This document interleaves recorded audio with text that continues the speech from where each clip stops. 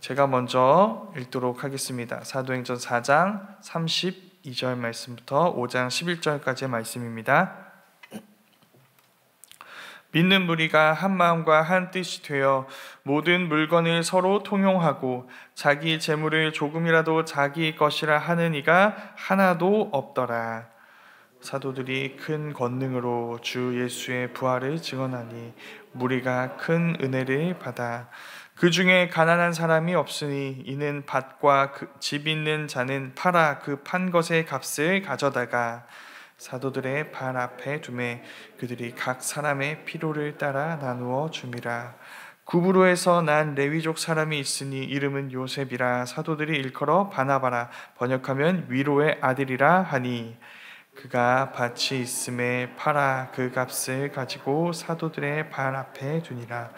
아나니아라 하는 사람이 그의 아내 삽비라와 더불어 소유를 팔아 그 값에서 얼마를 감춤에 그 아내도 아니더라. 얼마만 가져다가 사도들의 발 앞에 두니 베드로가 이르되 아나니아야 어찌하여 사탄이 내 마음에 가득하여 네가 성령을 속이고 땅값 얼마를 감추었느냐. 땅이 그대로 있을 때에는 내 땅이 아니며 판 후에도 내 마음대로 할 수 없더냐. 어찌하여 이 일을 내 마음에 두었느냐. 사람에게 거짓말한 것이 아니요 하나님께로다. 아나니아가 이 말을 듣고 엎드러져 혼이 떠나니 이 일을 듣는 사람이 다 크게 두려워하더라. 젊은 사람들이 일어나 시신을 싸서 메고 나가 장사하니라. 3시간쯤 지나 그의 아내가 그 일어난 일을 알지 못하고 들어오니 베드로가 이르되 그 판값이 이것뿐이냐 내게 말하라 하니 이르되 예 이것뿐이라 하더라. 베드로가 이르되 너희가 어찌하여 함께 꾀하여 주의 영을 시험하려 하느냐.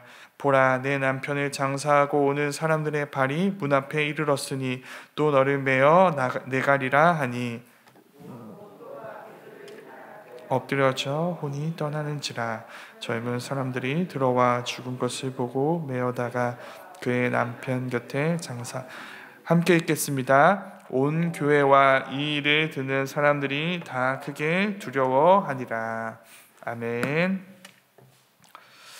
아무도 한 사람의 마음속에 무엇이 있는지 볼 수 없다고 하지만 사실 모든 사람들의 마음속에 무엇이 있는지 아주 정확하게 보여주는 자료가 있습니다. 어떤 자료일까요? 그 사람의 지출 내역입니다. 10개의 물속은 알아도 1개의 사람 속은 모른다고 하지만 우리는 네 보물이 있는 곳에 네 마음이 있다는 주님의 말씀을 알고 있습니다. 우리가 어떤 것을 귀중하게 여기는가, 어떤 것을 소중하게 여기는가, 어떤 것에 우리의 소비를 소비를 하고 우리의 재물을 사용하는가, 그것이 우리의 마음속에 무엇이 있는지를 아주 정직하게 대변해 줍니다. 그런 의미에서 오늘 말씀은 초대교회의 진심, 마음속에 있는 것이 무엇인지를 잘 보여줍니다. 우리가 읽은 말씀은 초대교회 공동체의 소비를 이야기하고 있습니다. 여기서 초대교회 공동체는 모든 물건과 재물을 공동 소유합니다. 자기 재물을 조금이라도 자기 것이라 하지 않고 사도들의 부활의 메시지에 은혜를 받은 이들이 사도들의 발 앞에 저마다 집을 팔아 밭을 팔아 그 돈을, 그 값을 내려놓고 있습니다. 그리고 그 재물이 교회 안에 있는 가난한 자들의 필요에 따라서 소비되는 것, 나눠지는 것을 우리가 보게 됩니다. 사실 이런 이야기는 놀라운 모습이긴 합니다. 그런데 교회 하면 떠오르는 이미지와는 조금 어느 정도 거리가 있죠. 교회 하면 우리의 머릿속에 무엇이 떠오를까요? 이렇게 말씀을 듣는 모습, 또 기도하는 모습, 찬양하는 모습, 전도하는 모습, 이런 모습들이 우리 머릿속에 떠오릅니다. 그런데 그 모든 것을 접어두고 오늘 말씀은 이 공동 소유에 집중하고 있습니다. 왜 그럴까요? 물질은 정직하기 때문입니다. 그리고 더불어 이 모든 기도, 찬양, 말씀을 듣고 전도하는 이 모든 것들이 이 모습 안에 다 담겨 있기 때문에 이 모습을 우리에게 보여줍니다. 물론 그 당시 초대교회 당시에도 이런 공동 소유의 모습은 굉장히 파격적이고 낯선 것들이었을 것입니다. 그런데 지금 이 자본주의 사회를 살아가는 우리에게는 정말 현실적이지 않습니다. 그렇지 않나요? 성도님들은 월급 통장의 명의를 다른 너무나 아무 관계없는 그런 사람들과 공동 명의로 하실 수 있으신가요? 네. 월급은 내가 돈은, 그러니까 일은 내가 해서 돈을 법니다. 근데 그 돈이 다른 사람에게 가도 괜찮으신가요? 여기에 네라고 너무 당연하게 대답할 수 있는 경우가 딱 한 가지 있습니다. 어떤 경우일까요? 그 대상이 가족인 경우입니다. 자본주의 사회에서도 우리는 내가 번 돈으로 내 가족이 먹고 사는 것을 너무 당연하게 여깁니다. 왜 그럴까요? 가족이기 때문이죠. 그 말은 이걸 보여줍니다. 교회는 지금 서로를 가족으로 여기고 있습니다. 교회는 서로를 뭐라고 부를까요? 형제님, 자매님이라고 부릅니다. 형제, 자매라고 부르죠. 왜 그렇게 부를까요? 가족이기 때문입니다. 사실 성경은 오래전부터 이렇게 타인이 가족이 되는 이런 공동체의 모습을 명령하고 예언했었습니다. 신명기 15장 4절에서 5절 말씀, 이 말씀에서 모세가 이렇게 이야기하고 있습니다. 신명기 15장 4절에서 5절 말씀입니다. 네가 만일 내 하나님 여호와의 말씀만 듣고 내가 오늘 내게 내리는 그 명령을 다 지켜 행하면 내 하나님 여호와께서 내게 기업으로 주신 땅에서 네가 반드시 복을 받으리니 너희 중에 가난한 자가 없으리라. 아멘. 이 말씀은 매 7년째 해에 이웃의 빚을 탕감해 주라는 명령과 관련이 있습니다. 그러니까 7년째 어떤 해를 기준으로 7년째마다 다른 이웃들이 내게 진 빚을 다 탕감해 주어야 합니다. 상상이 되시나요? 하나님은 나에게 빚진 모든 사람들의 빚 문서를 없던 걸로 하라고 명령하세요. 이건 좀 선을 넘으시는 거 아닌가요? 이미 돈을 빌려주는 건 어느 정도 우리도 경험이 있죠. 어느 정도 호의를 이미 베푼 것입니다. 여기 이 빌려주는 일에는 내가 감수해야 될 어려움이 이미 존재합니다. 그 돈을 다시 받기 전까지는 사실 그 돈은 지금 내 것이 아니에요. 다른 누군가에게 그냥 빌려줬고 그가 지금 쓰고 있는 경우입니다. 없다고 생각하고 살고 있어야 하는 것이죠. 그런데 하나님은 이런 나의 수고와 헌신을 비웃으시기라도 하는 듯 그 모든 것들을 아예 없애버리십니다. 아무 조건도 없이.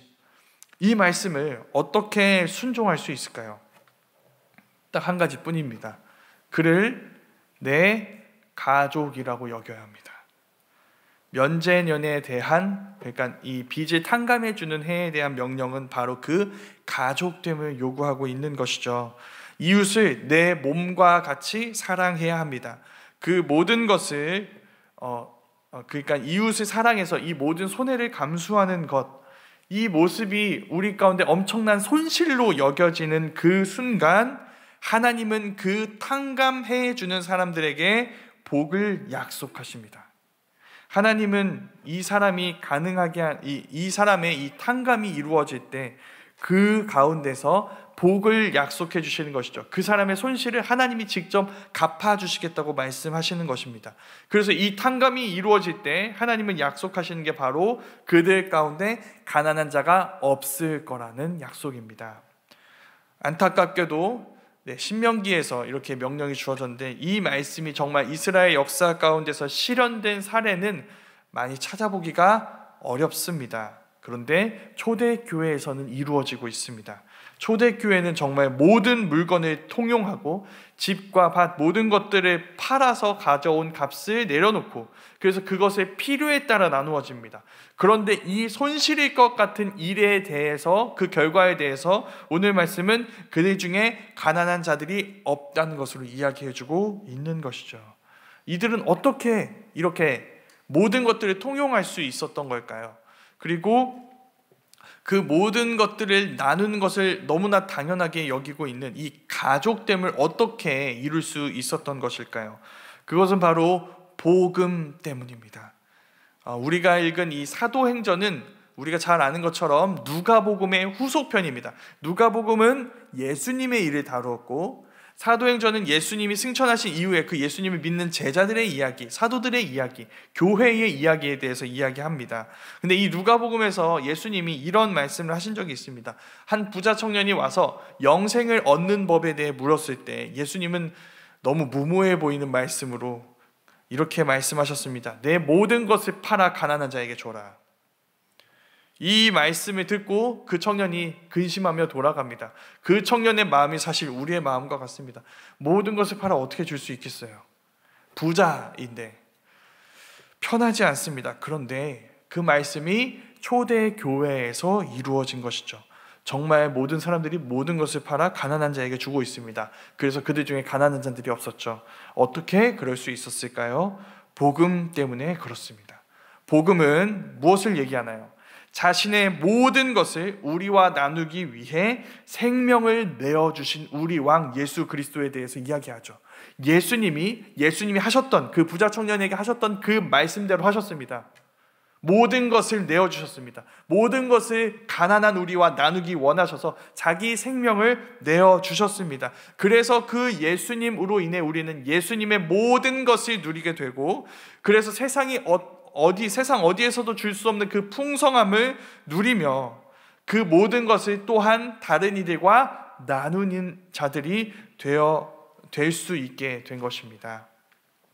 이러한 교회의 모습의 모범으로 등장하는 사람이 바로 바나바라는 사람입니다.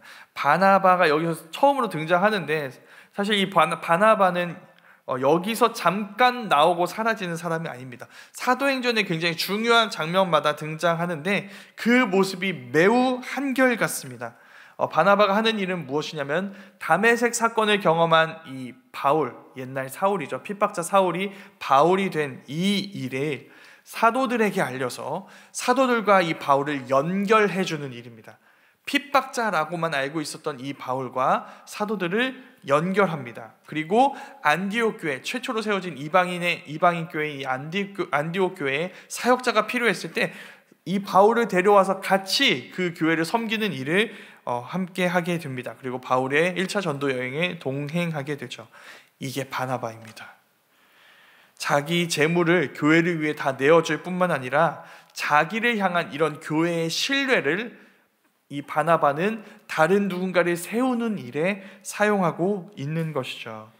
바울을 제외하고 바울 이전에 초대교회의 모습이 어떠합니까? 그리고 그 교회가 가진 이 신앙의 모습을 가장 잘 보여주는 사람은 누구입니까? 베드로도 아니고 요한도 아닙니다. 바나바입니다. 바나바가 그걸 보여주고 있는 것이죠. 그 바나바의 반대말이 그 뒤에 이어져 나옵니다. 그 바로 아나니아와 삽비라라는 사람입니다. 아나니아와 삽비라 이야기를 우린 잘 알고 있습니다. 이들의 이야기를 한마디로 정리한다면 거짓말입니다. 이 부분은 초대교회의 바나바를 바라보는 시선이 부러웠습니다. 모두가 바나바를 존경해요. 자기의 모든 값을 내어주는 이 모습 얼마나 위대한가, 얼마나 멋진가, 얼마나 복음에 합당한 것인가 라고 바나바를 바라보는 이 시선이 부러웠습니다. 그러나 바나바처럼 하고 싶지는 않았습니다. 자기의 판 값을 모두 내어놓고 싶지는 않았습니다. 그 결과 내린 결론이 바로 위선 거짓말입니다. 영광을 얻기 위해 거짓을, 그러니까 자기의 헌신은 하고 싶지 않고 영광을 얻고 싶은 그들이 내린 결론이 거짓이었던 것입니다. 자신들의 재산 중 일부를 감추었으면서도 모든 것을 다 내어놓은 것처럼 그들은 이야기하고 있습니다. 베드로는 이 사건을 사람을 속인 사건으로 해석하지 않습니다. 이 사건은 하나님을 속인 사건입니다.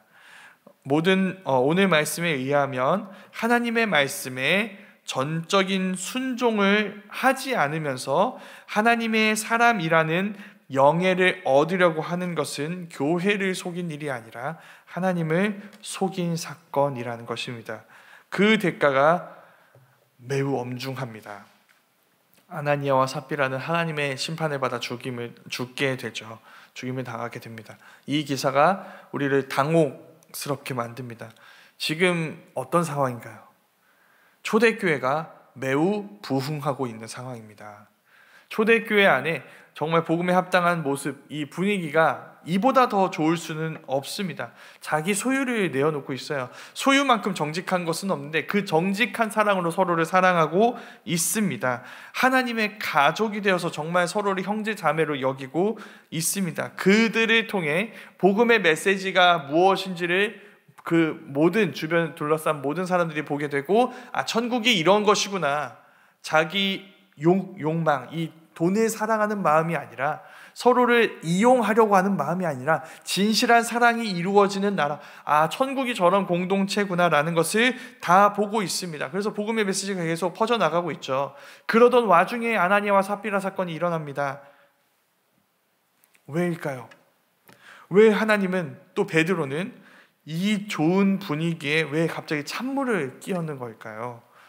100번 양보해서라도 일어나야 한다면 사람들이 보지 않는 곳에서 일어나야 되는 것 아니었을까요? 왜 모든 사람들이 보는 앞에서 아나니아와 삽비라가 죽임을 당하게 된 걸까요? 이렇게 된다면 지금 복음 전파에 어떤 장애가 되고 어떤 어려움이 되는 게 아닐까요?